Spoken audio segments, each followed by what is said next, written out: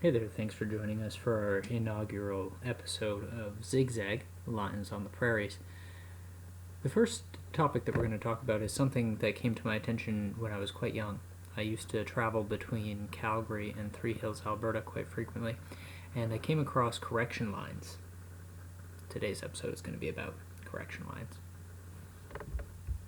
In 1871, the Dominion Land Survey was started so that the West could be opened up for settlement from European settlers.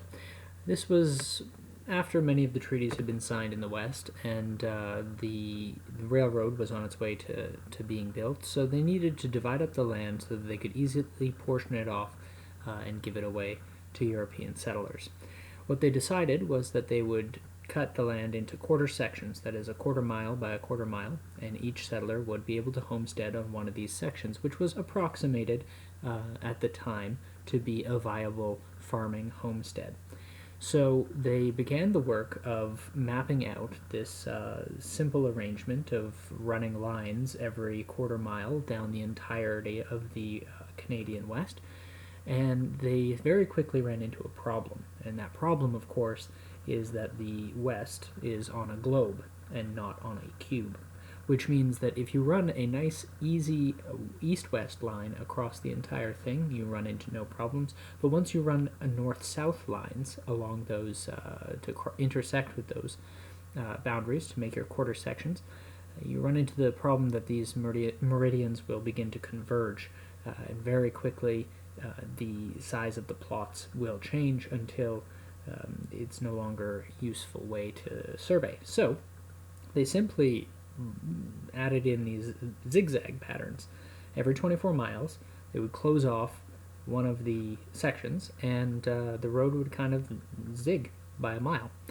And you would end up with what are called correction lines. So these nice, neat, square rows along the world suddenly have to zig over to compensate for the spherical Earth. Now, correction lines are clearly not the only problem that they ran into when they tried to apply a clear grid, not only over an existing topography of the West, but also over an existing human geography of the West. We'll explore later on in further episodes of Zigzags other instances where the 1871 principle of the Land Dominion Survey interacted poorly with the reality of the world around it.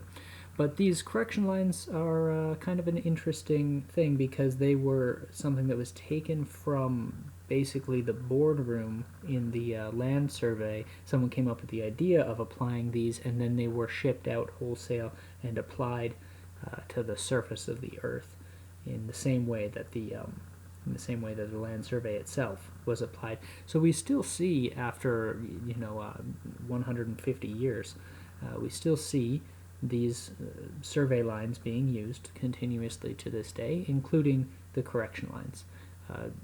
And so it's something that's etched on our landscape that I think in many cases will never fade. You see ancient lines like this in various places all over the world, including some ancient lines we'll look into in the prairies as well.